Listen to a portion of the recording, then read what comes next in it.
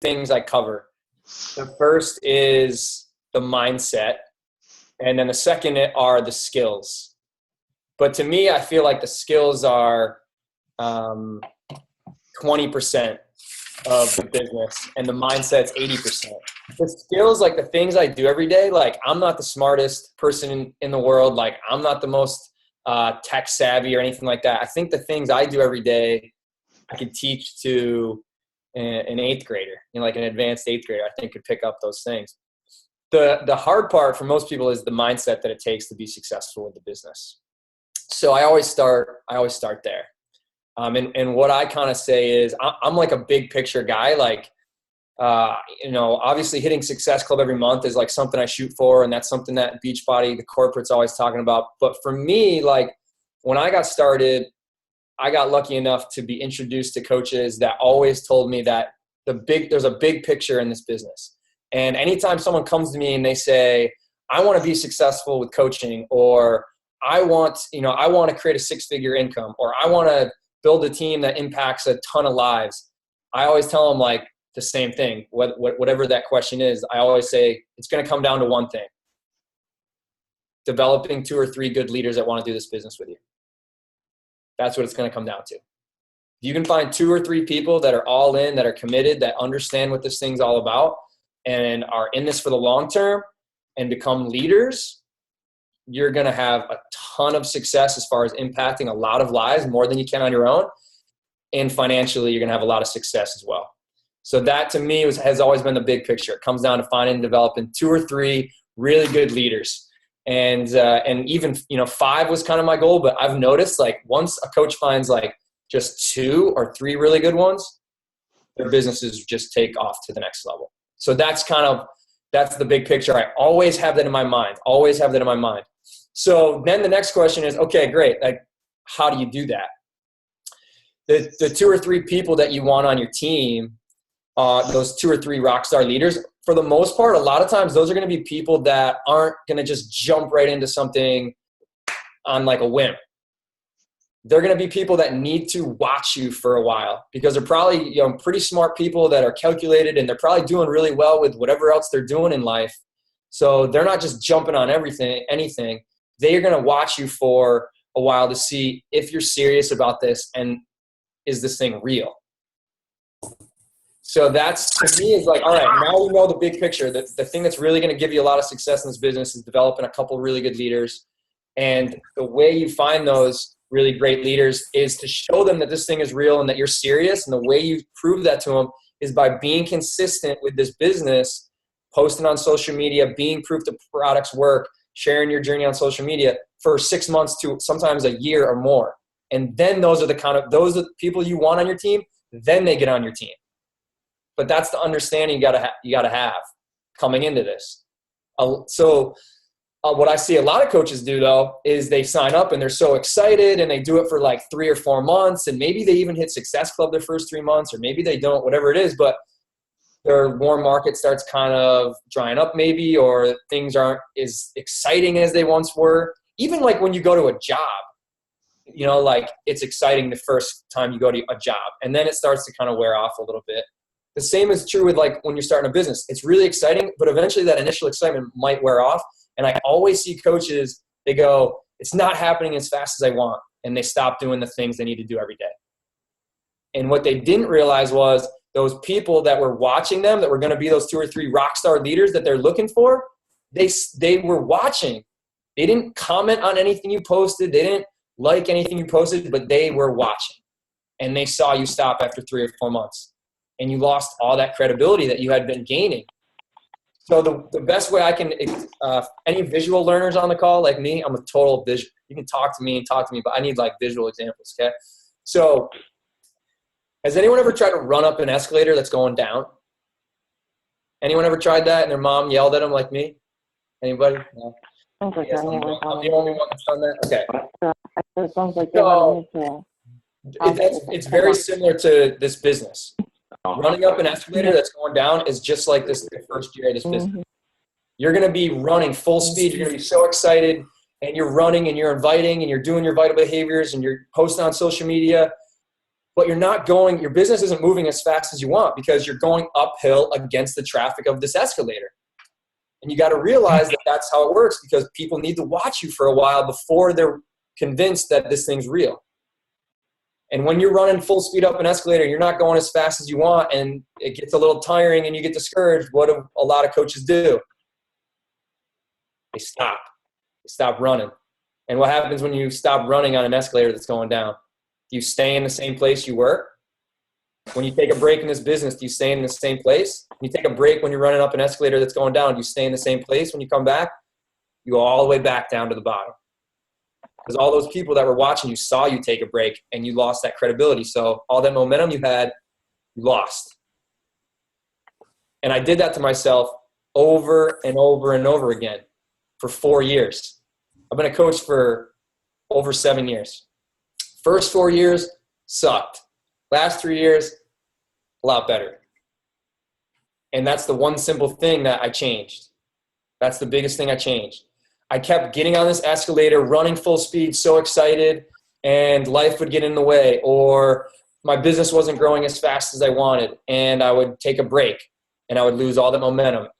And all my coaches that were on that escalator with me, if I only had a few of them, but they saw me stop, and they're like, and they saw me go back down the escalator, they're like, "Where are you going, dude?" And then they stopped, and then they went back down the escalator. So that, to me, is like, that's the mindset. You got to understand that that's just kind of how the business works. People are watching, and they need time. They need to watch you for a while to make sure that you're real, that you're serious, and that this thing is a real opportunity. You guys understand that, you guys? So who's kind of been up and down that escalator a few times? Anybody? Yeah. Okay. So I don't feel alone on that. Okay, so now we understand, like, this business is like running up an escalator that's going kind of downhill. So, all right. So how, what attributes do I see in coaches that end up getting on the escalator and end up making it to the top without taking the brakes and falling off? And then the ones that do stop when they get halfway up the escalator, what are they missing? So that's kind of the next part I talk to my coaches about. Once they understand the big picture, 2 or 3 leaders is kind of the big picture goal, and you're going to find those 2 or 3 leaders by being on an escalator for a year. Sounds great, right? So why do some coaches stay on and some don't? And to me, it kind of comes down to 2 things. Number 1, your why. I'm sure you hear that all the time. Number 2, your belief. So when I am on a call with a new coach, once we talk about that, the leader part, we talk about the escalator, then it's like, all right, let's talk about your why. Why are you going to stay on an escalator that's going downhill? Why are you going to stay on that thing for a year? What's at the top of that escalator for you? And so I call it I don't call it a why, I call it a why list. So I tell them to take out a piece of paper and we write down everything on a why list. And I had from the small to the big, I had a coach tell me that she wanted to be able to afford the softer Charmin toilet paper. I was like, add that shit to the list. That's great. So, and then all the way up to the big stuff. So the toilet paper, if you want softer toilet paper, add it to the list. If you want to pay for your Shakeology, add it to the list. If you want to pay for a cell phone bill, add it to the list. Mortgage, add it to the list. Financial freedom, add it to the list. You want to impact a ton of lives and do something that's so much bigger than yourself, add it to the list. Whatever it is, anything from small to big. And start getting in the mindset of, instead of looking around at what other people are doing and saying, oh, that'd be so cool if I could do that for my family, or if I could do what that person's doing. No more saying that would be cool. You start saying, I'm going to do that. I'm adding it to my why list, and that's going to be my why fuel. And I call it why fuel. If you run out of why fuel, if your why tank goes empty, you're not going to get to stop running. So that why list is huge. How many of you guys have a visual why, like something written down? Maybe it's one thing. I would say write everything, little to small, toilet paper to doing something that's going to make a huge dent on this world in a positive way. Financial freedom, if that's your thing too, right? Cool. So that's the first thing I tell them is that's their first homework assignment, why list. Okay. So next thing I said was belief. Right? I don't know if I told you that. So why and then belief.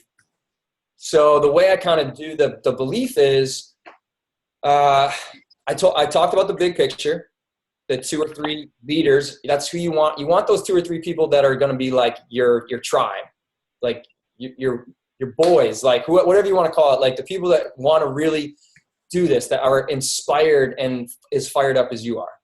So now I kind of reverse engineer it back to those little daily behaviors. But it starts with the big picture. So how are you going to find those 2 or 3 rock star leaders? Where are they usually going to come from?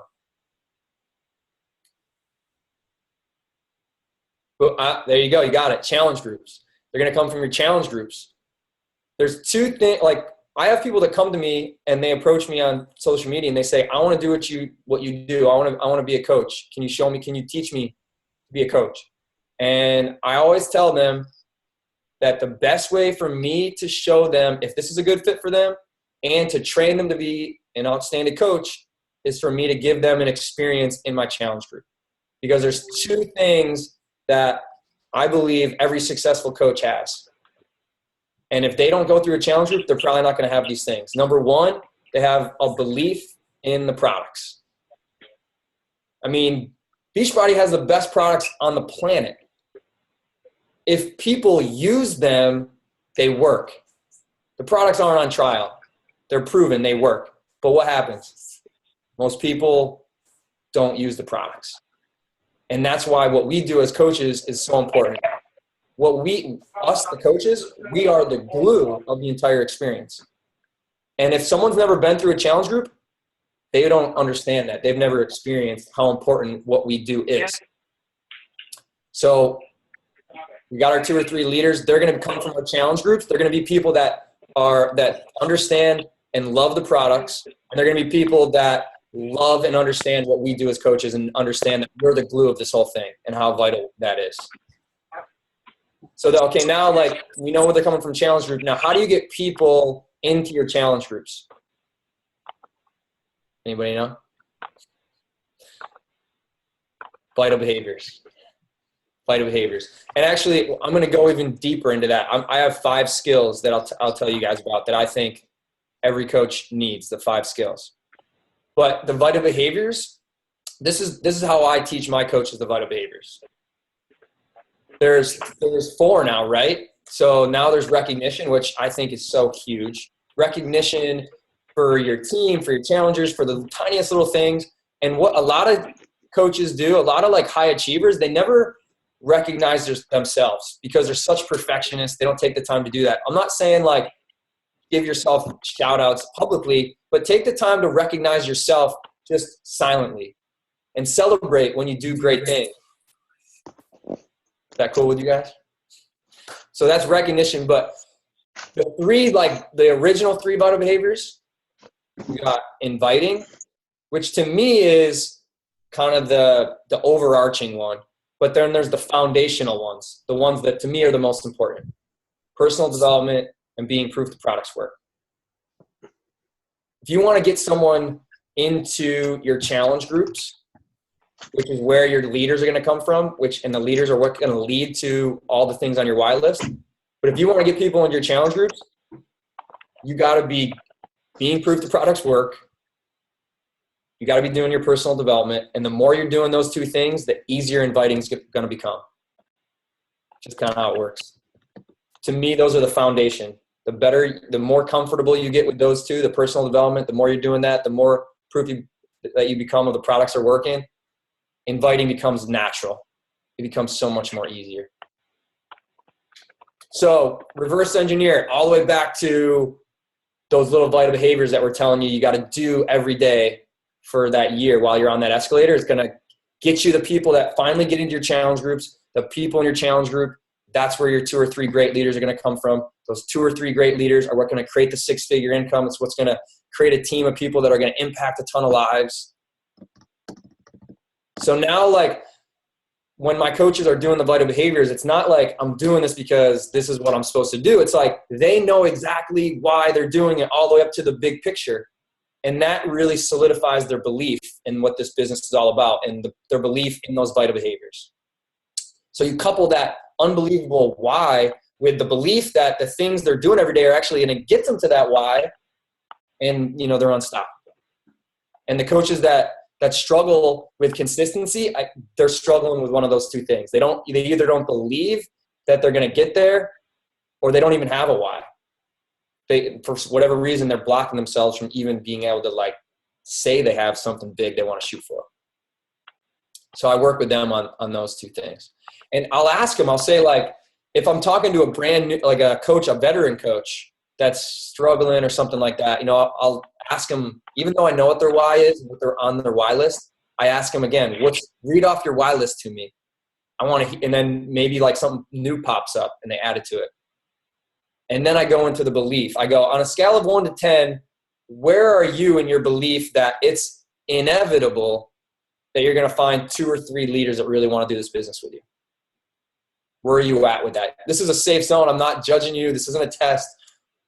Be honest. Like, where are you at right now with that on a scale of 1 to 10, with your confidence that it is 110% inevitable that if I just keep doing these better behaviors and stay on this escalator, I'm going to attract and find those 2 or 3 people that just get it and are all in just like me. We got a 10 thrown up right there. Boom. And then if you don't have a 10, that's fine. I didn't really have a 10. It's funny for me, like it wasn't even like a belief for me. I don't know why. I just had like this knowingness that it was just a matter of time that I was going to find a couple people that just wanted to do this as much as me. It was beyond like a belief. I just knew it was going to happen as long as I just stayed consistent with those little BODi behaviors. So when a coach doesn't have a 10, which most don't, I ask them, like, what's holding you back from feeling that 10? What is it? Like, again, judge-free zone. Just let's have a conversation. And when they say what it is, when they verbalize it, immediately it loses a little bit of its hold on them. And they kind of laugh sometimes. They go, I know that's stupid. And they kind of laugh, which is good when they just verbalize it instead of just internalizing it, letting it grip them. And then once they verbalize it and it lose a little bit of strength, then I kind of talk them through it. And, it's usually something that's not a huge thing. If it's time or maybe they're just doubting themselves, we just kind of talk through those little things and try to get that belief, that strength back in their belief, that understanding it's inevitable. The only way you can mess this thing up is if you stop. The only way you can mess this up is if you quit. You are the boss. You don't have a boss. No one's going to come to you and say, you have been doing terrible this year. You're fired. It's not how this business works. The only way you can get fired or mess it up is if you just stop. I try to get them back understanding that belief. So is that enough mindset for you guys? For me, that's what it is. It's like, if you don't have that long-term big picture mindset, you don't understand that this is about running up an escalator and people need to watch you, and they might not like or comment on anything, but they are watching. And when they tell you no, that's a good thing, because now they're going to watch you even more. That you've planted a seed now. No's are good. No's are good. No's just mean not yet. So that's the first thing I talk to my new coaches about. They gotta have a very strong mindset and understanding that this is not a quick thing. It's a long-term thing, and people need to watch you for a while before they're going to be ready to get on board. And you just got to stay consistent with those simple things. Personal development every day. To me, that's the most important thing you can do, not just in Beachbody, but in life. That's the first thing I do every day. The second thing I do every day, my workout. Body and mind. Take care of those 2 things first. Those are the 2 foundational BODi behaviors. The more you do that, the more consistent you stay with those 2 things, inviting becomes easier. The more likely you're going to be to have people join your challenge groups. And the more likely those challengers are going to turn into those leaders you're looking for. Cool? All right, so that's the mindset. So then, like, once we kind of like nail that home, and really make sure they're excited to be on this escalator, then we go into like the 5 skills that to me are not, obviously you can get better at them, and some people are naturally skilled at these things. I wasn't. but they're not terribly difficult. So number one is sharing your journey on social media. Sharing your journey on social media. So you better be on a journey to share something. You got to be doing your personal development, prove the products work in order to kind of share that. And that doesn't mean like you have to be perfect, and you shouldn't be. Like I share sometimes that I'm struggling with my journey. I'm like, I need like some accountability partners to like push hard on this next 21-day challenge. Who wants to like do it with me? We can do it together. We'll keep each other accountable, because I'm struggling with that right now, and I could definitely use some help. Who's in?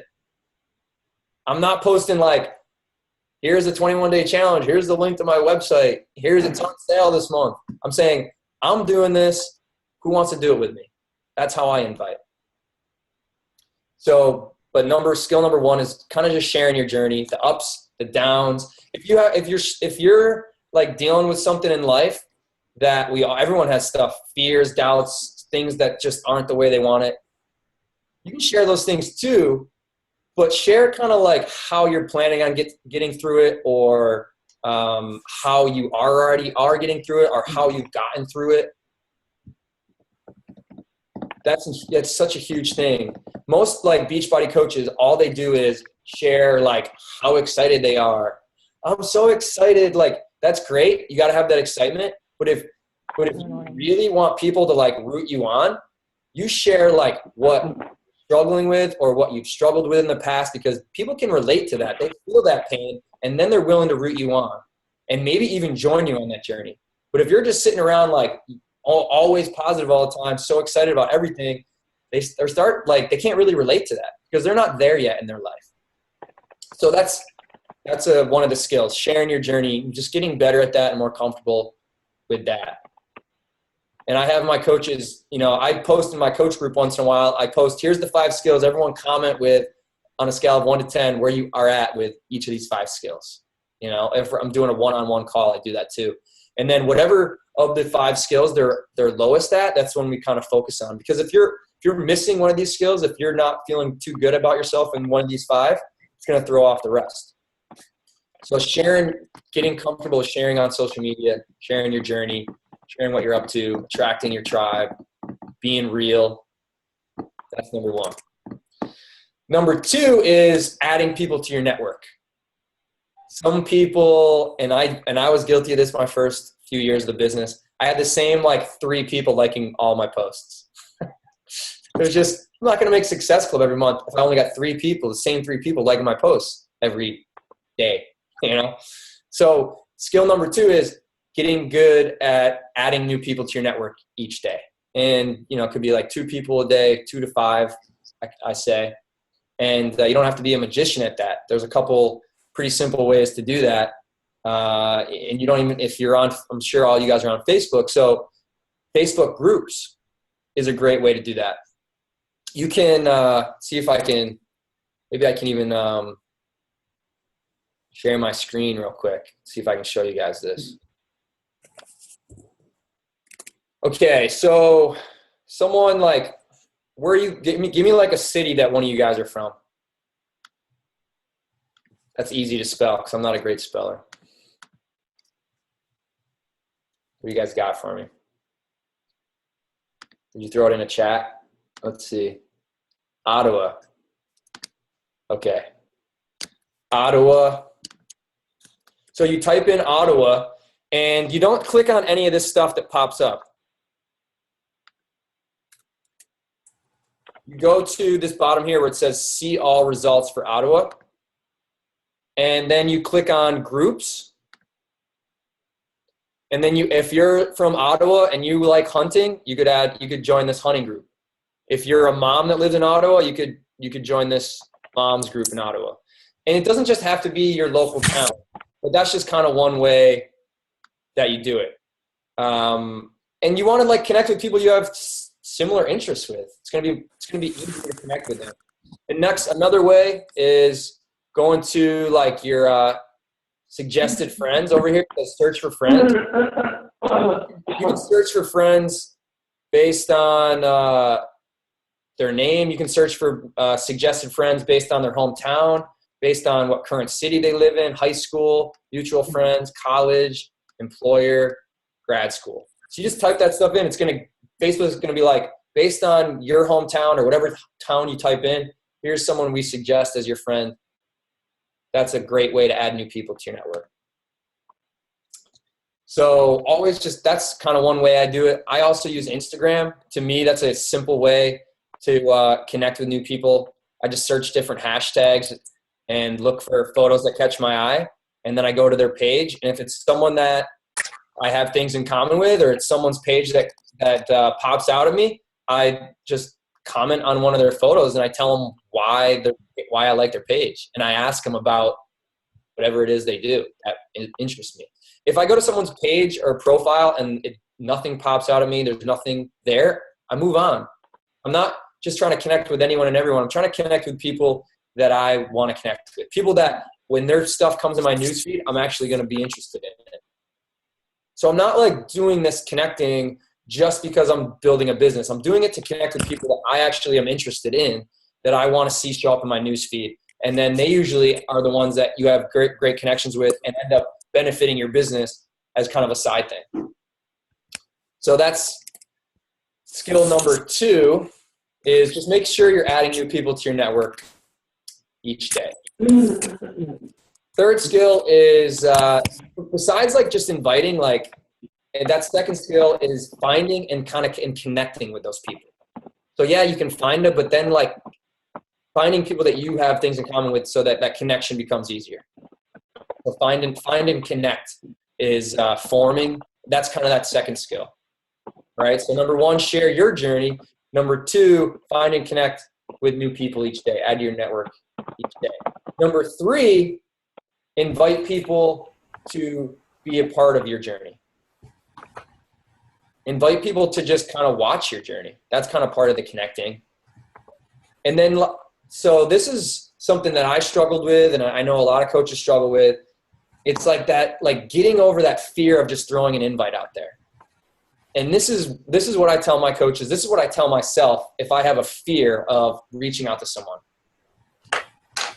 If I'm nervous, I tell myself, you're in your head, you're thinking about yourself, you're thinking about what other people think of you, you're thinking about how you're going to come off to others.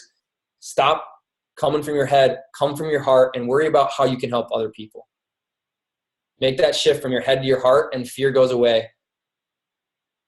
And you throw the invite out there. And if they say no, they say no. But at least you came from your heart and you reached out to someone that you have an opportunity to help. If they don't want it, then they don't. But if you're in your head worried about what they think and you're not coming from your heart, it's a disservice to them. So what I say is, after I've connected with them and we're just talking about stuff, I'll say, hey, like, you wouldn't be interested in doing one of my 21-day challenges with me, would you? And I know, like, probably in sales school, like, I was never in sales or anything, but like, they probably don't say, like, you shouldn't say you wouldn't be interested, but that's what I say. And it works. Cause I'm like more of a laid back approach. And I just say, hey, you wouldn't be interested in doing one of my 21-day challenges with me, would you? And then they'll say something like, what is it? And I'll say, well, there's a few options. Do you mind if I ask you a little bit about your goals and your struggles? If they say right off the bat, like, well, how much does it cost? I go, well, there's a few options. Like, do you mind if I ask you a little bit about your goals and what your biggest like obstacles are right now? And then I ask them. Then I ask them about their goals and their struggles. I have like kind of 5 questions I ask. One's kind of about where they're at with their fitness, like what kind of workouts they're doing right now. I can share my, the little invite script that I follow. Here, I'll just post it in the chat. I'll do it after this. But so yeah, like I'm asking them a little bit about where they're at with their own fitness. I ask them how their relationship is with food. To me, like, I don't care how hard you're working out at the gym or how hard you're working out with your programs. Like, if you don't have your nutrition dialed in, like, you're not going to get the results you want. And that's where most people struggle. And I think nutrition's 80% of the battle. So I'm asking them about how they, where their relationship is with food, that kind of stuff. Which is why I'm a huge fan of 21 Day Fix, because of those containers and Shakeology, because that's such a simple way to get people's nutrition dialed in. So when I'm asking them those 5 questions, which I'll share with you guys, I'm digging deep. Like, I want to know what their goals are in the next 21 days. Not, I want to lose 10 pounds. I want to know why you want to lose 10 pounds. I want to know that you want to look good naked in front of the mirror. Sounds weird, right? Or I want to know, like, I want more energy to keep up with my kids and run around with my kids. That's why I want to lose the 10 pounds. Like, people are going to associate like when you're talking about a program or a diet, which most people think that's what we're doing. So I'll back up a sec. Another question I asked is, in the last 5 years, how many times have you started a diet or a workout routine and fell off? And they always say it's too many. Share your name. Yeah, after this I will. Threw me off. So then my next one is, I'm asking them, would they benefit from being in a 21-day group? A 21-day group with other people that are going to support them and push them and have me kind of coaching them along the way. So with these 5 questions, what I'm trying to get them to understand, that this isn't going to be one of those diets or programs you've ever tried before, because you've never had me before. You've never had the coach. That's that part that we talked about. That's the glue. They've never had that. That's why they've always fallen off. And they need to understand that I'm really interested in figuring out why they really want to do this beyond just losing 10 pounds or wanting to tone up. Why though? Why? I want them to understand that this is very different than anything they've done, because they have me and they have a support group. And when I'm having that little 5-step invite process with a coach or with a prospect that's interested in maybe doing a challenge, they can tell that I do not give a shit about $50 of commission. I do not care about the 2 Success Club points. They can tell that I am trying to get them into a challenge group that is not even about getting them great 21-day before and after photos. It's about helping them take 21 days to create habits and break some bad ones that are going to create a long-term, sustainable, healthy lifestyle for the rest of their life. And that's what they're signing up for. And people are willing to pay a lot more than what they think just a challenge pack is. So when we finally get to the next step, which is talking a little bit more about the group, they're really excited. And then the final step is the price. They're like, that's it? I'm in. Because I took the time to really show them what they are paying for, which is way more than just a challenge pack, and what they're going to get out of it, which is way more than just lose 10 pounds. Right?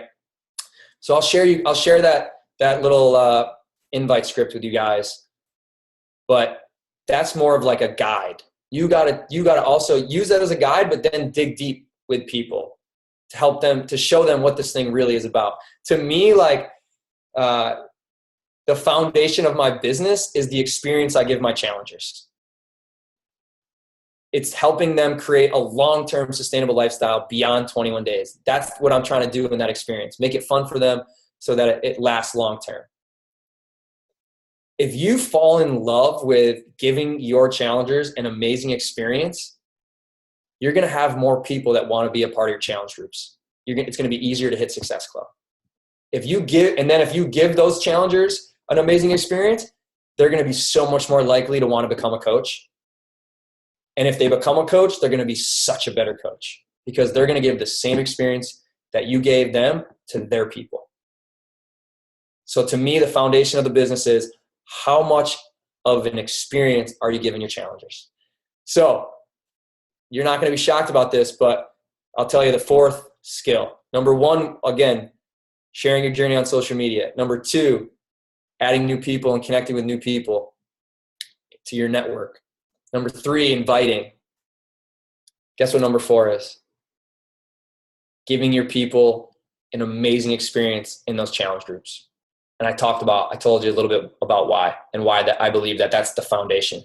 It's going to get, if you fall in love with that, more people are going to want to join your challenge groups. It's going to be so evident to them that you're not out to just sell challenge packs. Your job is not to sell challenge packs. When they buy the challenge pack, that's when your job starts. Your job is not to hit Success Club. When you hit Success Club, that's when your job starts. And people can tell the difference between someone who's just trying to hit Success Club and someone who's going to roll up their sleeves and get to work once that person buys the challenge pack from them. So that's number 4. The fifth skill is getting comfortable with introducing the coaching opportunity to your challengers that you're giving an amazing experience to. How to introduce, and I have a little 3-step script that I follow for that. How I kind of introduce my challengers to the coaching opportunity. The ones that want the discount, how to talk to them about the discount on Shakeology, and then even about the coaching opportunity. I can share that with you guys too. Yes, please share it. Yeah, you got it. Thanks. And I'll share 3 things with you. I'll share my 21-day challenge invite script. I'll share my how to introduce coaching to a challenger script. And I'll share my 1 little page document that has the mindset and the 5 skills. And there's a little video for each of those things on that little 1-page thing. So you guys can refresh yourself if you need to.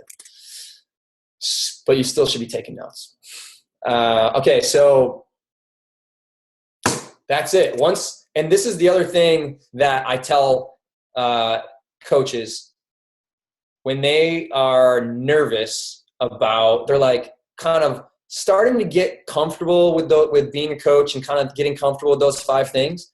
But what terrifies them and what holds them back, they hold themselves back. And the reason they do it is they don't think they're good enough to train coaches of their own. So they're afraid to reach out to people about this coaching opportunity. And again, they're thinking about themselves. They're in their head. They're not coming from their heart. They're not worried about how they can help other people. So what I tell them is I get on a call with them and I say, okay, don't feel like you have to be like some amazing, ridiculous, talented person to be a leader.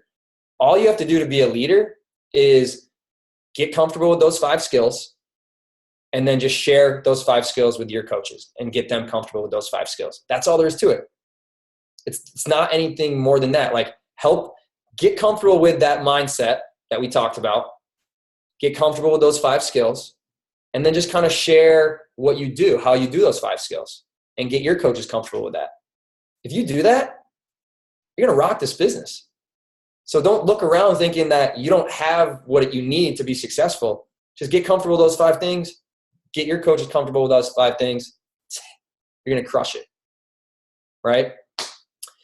That's the thing I think some coaches get caught up on, is they don't feel like they know how to train a coach because they're a new coach themselves.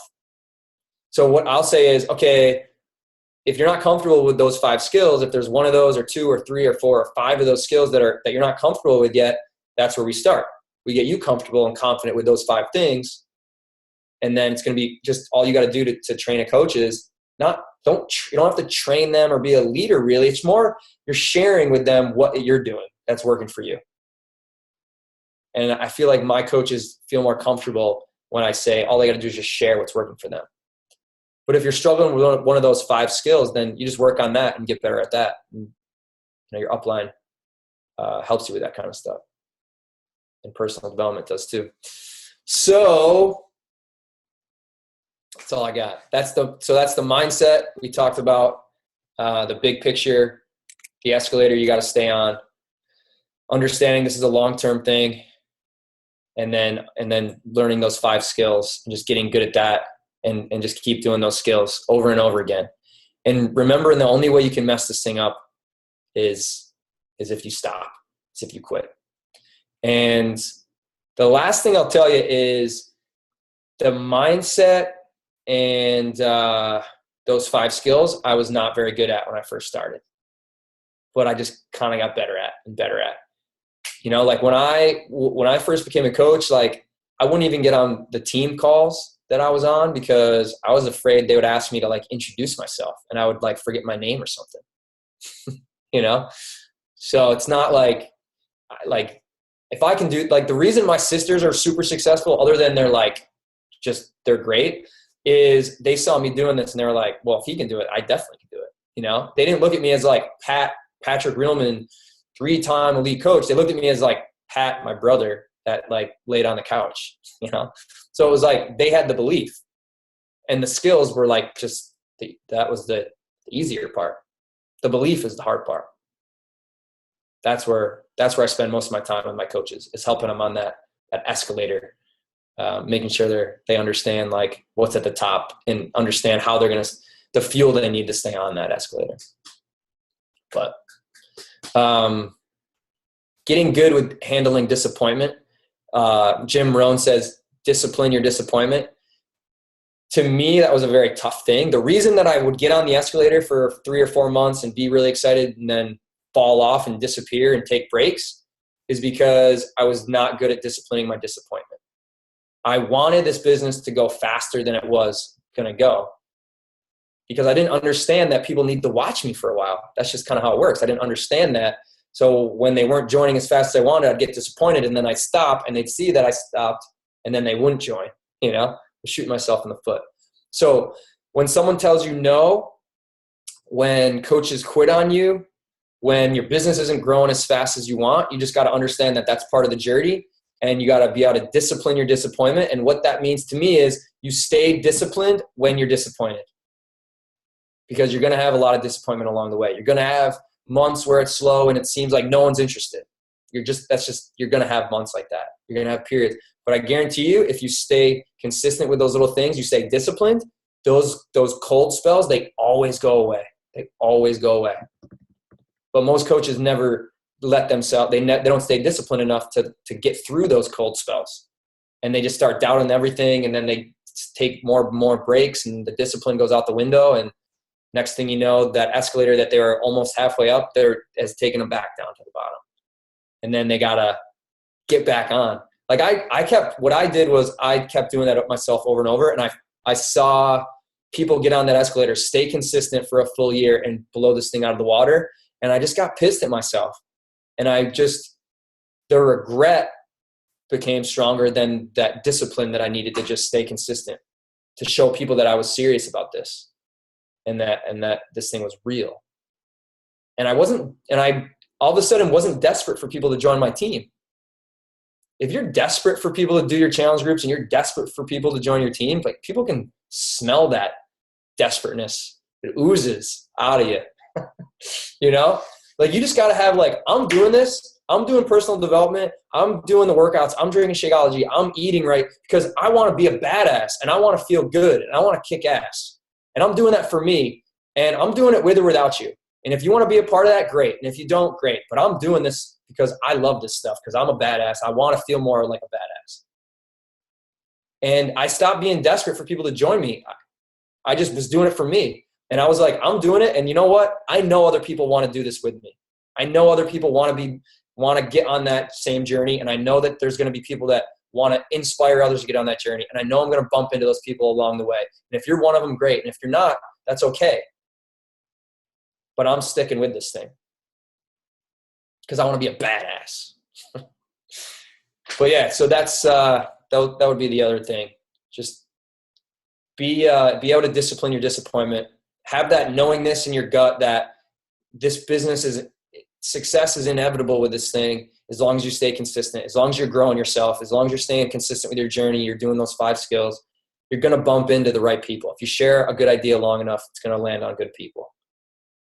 And just know that in your gut. You don't have to be desperate for people. Don't feel like you have to drag people along. The best way to motivate your coaches that aren't doing anything is to be successful without them. If you try to drag them along, all you're going to show them is that in order for them to be successful, they have to drag people along, and that's going to turn them off. If you want to motivate someone, if you want to light a fire under someone's ass, be successful without them and leave them behind. And that'll show you if this is really a good fit for them or not. If it is, they're going to get their butt in gear and catch up with you. If it's not a good fit, then they might not. But if you try to, and maybe they come around like a year later, but if you try to pull them along, you're going to just completely show them that this is not what it really is. You're going to show them that this is something you got to pull people along, and they're never going to ever get involved. You're doing them a disservice. You think you're helping them by pulling them and doing all that, but you're really not. Just focus on the people that want to do this with you, and focus on yourself. You don't have anyone that wants to do this with you right now, Focus on your own journey. Be a badass. Work on being a bigger badass. And people are going to start to want to be a part of that, the right people. If you post stuff that you're afraid other people aren't going to like, if they don't like it, that's not who you're posting to. So don't worry what they think. You're posting to the people that get inspired by that stuff. The people that don't like it, who cares? You're not posting for them. They can unfriend you. You know? Right? All right. I'm done. I'll get off my soapbox. You guys have any questions? You're a badass. A lot of personal development. Seriously. No, I mean, awesome. Like, so awesome. Like, I couldn't have said it better myself. And I told Chris, you should better get this video as soon as possible. It's awesome. Thank you so much. You're welcome. I loved it so much, and it was so right on that I'm gonna put it in all of our Coach Basics, and they're gonna have to watch this video as one of their first videos. Oh man, poor people. No, yeah. Really, I really appreciate you. I mean, it's amazing. It's really, you're a remarkable leader. I really appreciate you for sharing all this information with us. Yeah. Yeah. And just remember that when I told you that when I first was asked to get on a team call, I didn't because I was afraid I'd forget my name. So that's the growing process. That's the journey, you know, like, and I still have days where like I doubt myself. And when I do, if I'm afraid or if I'm doubting myself, I go, you're in your head. You're worried about what other people think. You're worried about how you're coming off to people. Come from your heart. Worry about how you can help others. And it helps. It's not like an easy thing to do like overnight because we're so conditioned to be in our head and worry about ourselves and what other people think and how we come off to the world. But the more you condition yourself to just sense that fear and realize, okay, here I'm doing it again.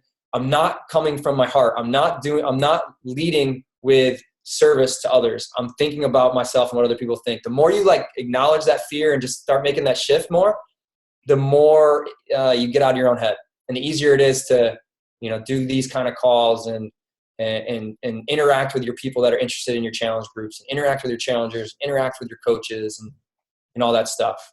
But yeah, I still struggle with that fear and that doubt and you know, all that stuff. And that's why personal development is to me the most vital behavior, and it's why it's the first thing I do when I wake up. And the 3 things that you're going to post, are you going to inbox them to me, or I could just post them on the team page, or how do you want to post it? I'll just do it in this chat. How's that? Okay. Okay. They're all Google Docs. So that's the one I just kind of went over. It's called Everything a New Coach Needs to Know. I think that's something like that. This next one's going to be this next one is the 21-day challenge script, right? Yep. And then this last one will be how I introduce my challengers to coaching.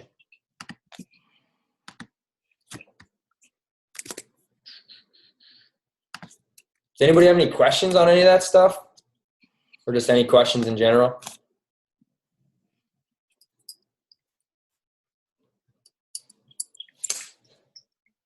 Nada? Don't be afraid. I don't have any questions, but I just want to thank you. It was really good. A lot of great information. You make it sound so easy, so I appreciate it. It was good. You're welcome.